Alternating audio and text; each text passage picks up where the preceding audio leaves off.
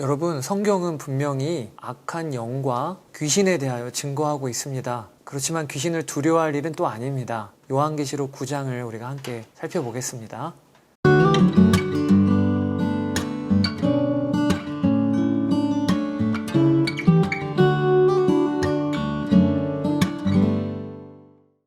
요한계시록 9장에는 5번째, 6번째 나팔 심판이 이어집니다. 첫 번째부터 네 번째 나팔 심판이 자연을 대상으로 벌어진 재앙이라면 5번째, 6번째는 사람을 대상으로 벌어지는 재앙입니다. 5번째 천사가 나팔을 불자 요한은 하늘에서 떨어진 별 하나가 아비소스를 여는 열쇠를 받은 것을 봅니다. 여기 하늘에서 떨어진 별은 여러 해석이 있습니다. 어떤 것은 천사라 하기도 하고 어떤 것은 사탄이라고도 하기도 합니다. 그 부분은 일단 넘기고요. 아비소스는 개역개정에는 무저갱이라고도 나오는데 이 무저갱은 성경의 음부, 또 구약에는 스올이라고 표현이 됩니다. 이것은 바닥이 없는 어두운 구덩이라는 뜻인데 우리가 흔히 말하는 지옥이라고 보시면 되겠습니다. 2절에 보면 아비소스의 열쇠를 받은 천사가 그 문을 엽니다. 그러자 거기에서 큰 용광로와 같은 연기가 올라와서 해와 하늘을 덮습니다. 이 무저갱의 혼란과 어두움이 땅에 임한 것이지요. 그리고 그 연기 속에서 메뚜기들이 나와서 땅에 퍼집니다. 이 메뚜기들은 그냥 단순한 메뚜기가 아닙니다. 자연에서 보는 메뚜기가 아니고요. 그들은 풀은 갉아먹지 않고 오직 이마에 하나님의 도장이 찍히지 않은 사람들, 즉 불신자들을 건드립니다. 메뚜기들을 개역개정은 황충들이라고 번역을 하고 있는데 그들은 정갈과 같은 권세를 받아서 사람들을 5달 동안 쏘아서 괴롭힙니다. 그 고통이 얼마나 큰지 고통받은 사람들은 차라리 죽기를 원할 정도인데 사망이 그들을 피해가기 때문에 죽지도 못해요. 여기 메뚜기는 사탄의 수하들을 가리킵니다. 9장 11절에 보면 메뚜기들의 왕이 있는데 그 왕의 이름은 히브리 말로 아바돈, 또 그리스 말로는 아볼루온이라고 기록됩니다. 이 아바돈은 파괴자라는 뜻인데 사탄을 가리키는 거예요. 즉 5번째 나팔 심판은 이 아볼루온의 졸개들이 땅의 사람들을 철저히 고통스럽게 하는 재앙으로 오늘 본문에 드러나고 있는 것입니다. 여러분, 오늘 본문은 왜 메뚜기 떼를 빗대어 이 귀신적 세력들을 묘사한 것일까요? 그것은 애굽에 임한 8번째 재앙인 메뚜기 재앙, 그리고 요엘서 1, 2장의 메뚜기 심판을 근거로 하고 있는 것입니다. 그 당시에 메뚜기 떼는 온 천하를 황폐케 하는 가장 파괴적인 재난이었습니다. 이처럼 파괴적인 재앙이 5번째 나팔에 임한다는 것이죠. 메뚜기들은 5달 동안 사람들을 괴롭힌다고 기록되는데 여기 5달은 문자적으로 딱 5개월만 의미하는 게 아니고요. 팔레스타인에서 메뚜기는 4월에서 8월, 즉 5개월 동안 활동을 하는데 이는 메뚜기가 생존할 수 있는 기간입니다. 즉 귀신도 이 세상에서 제한된 시간 동안 불신자들을 괴롭힌다는 의미로 5달이라고 기록되어 있는 것입니다.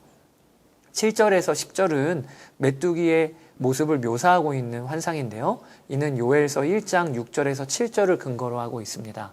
요엘서 1장에서는 이스라엘을 침략하는 바벨론 군대를 메뚜기 떼에 빗대어 묘사하고 있습니다. 이처럼 요한계시록에서도 메뚜기 떼를 무섭게 진격해 들어오는 군대와 같은 세력이라고 이렇게 묘사하고 있는 것입니다.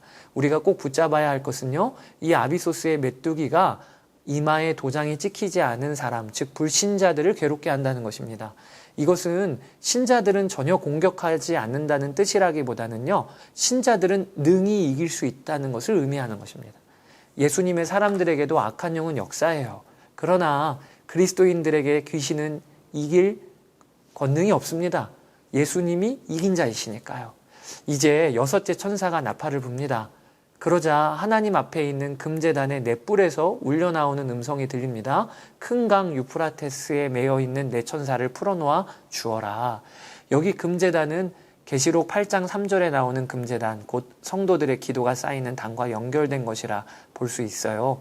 그러니까 6째 나팔 심판도 그 시작은 성도들의 기도와 무관하지 않다는 것입니다. 이처럼 요한계시록은 곳곳에 성도들의 기도를 강조하고 있습니다. 큰 강 유프라테스는 하나님의 언약의 땅인 가나안 땅의 동쪽 경계에 있었습니다. 즉 이스라엘의 동쪽 국경선이라 볼 수 있어요. 이스라엘 역사를 보면 이 유프라테스 강을 경계로 동쪽 나라들, 북쪽에서 강대국들이 많이 이스라엘을 침략해 들어옵니다. 아수르, 바벨론, 페르시아 다 그런 나라들이죠. 그래서 이사야 8장 7절에 보면 이방이 일어나 주변국을 침략하는 것을 유프라테스 강이 범람하는 것으로 묘사하기도 하는데 본문은 그것을 배경으로 하고 있는 것입니다. 온 땅을 휩쓸 만한 큰 힘을 갖고 있는 천사들이 이 유프라테스 강에서 풀려나게 됩니다. 이 네 천사는 사람의 3분의 1을 죽음에 이르게 하는 권세를 갖고 있는데 그 죽음은 그 해, 그 달, 그 날, 그때에 일어날 것입니다. 여기에서 본문은 4개의 단어 해, 달, 날, 때의 관사를 하나만 썼습니다. 그러니까 그 해, 그 달, 그 날, 그때는 하나님께서 정하신 어느 한 지점을 의미하는 것입니다. 천사들이 사람들을 죽이는 방법은 그들이 거느린 기마대를 푸는 것입니다. 그런데 이 기마대는 보통의 기마대가 아니고요. 사탄적인 기마대입니다. 여기서 여러분과 함께 보고 싶은 것은 그 기마대의 숫자와 구체적으로 사람을 죽이는 방법입니다. 우선 그 기마대의 수는 2억이나 됩니다. 그 당시 기마대는 지금의 전차부대라고 보시면 되겠는데 지금도 전차부대가 2억이다. 이게 상상이나 되십니까? 그러니까 이 말은 가늠할 수 없이 많고 강력한 세력이라는 뜻이에요. 또한 그들이 사람을 죽이는 방법은요. 내뿜는 불과 연기와 유향으로 그들을 죽였다고 기록하고 있습니다. 이 구절을 근거로 성경학자들은 이 2억이나 되는 기마병은 전쟁을 상징한다고 해석합니다. 저는 그게 타당하다고 봅니다. 불과 연기, 유황으로 사람을 죽인다는 것은 포탄이 떨어질 때 같은 모습을 연상케 하기 때문이죠. 또 말을 탄 사람들과 그 말을 묘사하는 장면은 다양한 전쟁 무기를 연상시키기에 충분합니다. 지금은요, 폭탄 한 방이면 그 해, 그 달, 그날, 그때, 즉 한시에 한민족의 3분의 1, 아니 전 세계 3분의 1이 죽임을 당할 수 있는 시기이지요. 6째 나팔이 불림으로 일어나는 재앙은 과거와 현재, 미래에 걸친 모든 전쟁에 대한 묘사라고 우리가 볼 수 있겠습니다. 이제 9장을 정리합니다. 5번째 나팔이 불리자 사탄의 부하들, 즉 귀신들이 온 세상을 뒤덮어 불신자들을 괴롭힙니다. 이것은 미래의 어느 시점에 일어날 일이 아니고요.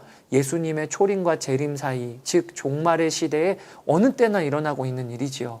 이것은 6번째 나팔도 마찬가지입니다.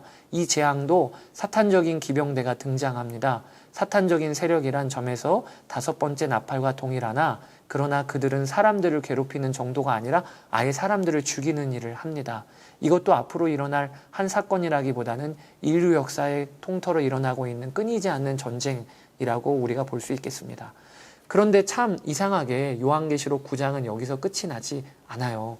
5번째, 6번째 나팔 심판에 대해 언급한 후에 이런 심판 중에도 사람들이 회개하지 않고 오히려 더욱 우상을 섬겼더라 이렇게 기록되어 있는 게 20절, 21절입니다. 어떻게 보면 이 짧은 2절은 없는 구절이어도 무관할 것 같아요. 심판 시리즈가 전개되는 흐름에 좀 생뚱맞은 것 같기도 합니다. 그러나 이 2 구절은요. 요한계시록 10장, 11장의 내용을 이해하는데 매우 중요한 키와 같은 역할을 합니다. 또 첫 번째부터 6번째 나팔 시리즈의 결론이라고도 볼 수 있을 만큼 이 2 구절은 중요합니다. 왜 그런지는 내일 요한계시록 11장에 가서 밝히겠습니다. 한 가지만 나누고 마칠게요. 여러분, 성경은요. 악한 세력과 지옥에 대하여 분명하게 증거합니다. 지금이 21세기인데 뭐 미개하게 사탄과 귀신, 지옥이라니 이렇게 여기면 안 됩니다. 우리가 살고 있는 이 세상은요. 악한 세력과 지옥의 권세가 아니면 설명 안 되는 일이 너무 많습니다. 과학이 발달되고 도덕과 윤리의식이 성장해도 여전히 파괴적인 일들이 바로 내 앞에서 세계 도처에서 벌어지고 있습니다. 우리 성도는 악한 세력 또 지옥에 대하여 분명히 알고 있어야 합니다. 지옥이 얼마나 처참한 곳인지 말입니다. 위대한 복음 전도자들은요. 하나님의 사람들은 언제나 한쪽으로는 천국을 한쪽으로는 지옥을 보는 눈이 열려 있었습니다. 여러분 그 눈이 회복되시기를 축복합니다. 여러분 하나님의 말씀은 단맛과 쓴맛이 동시에 있습니다. 여러분은 하나님의 말씀에 단맛도 맛보고 쓴맛도 맛보셨습니까? 자 이제 요한계시록 10장을 함께 우리가 읽어보겠습니다.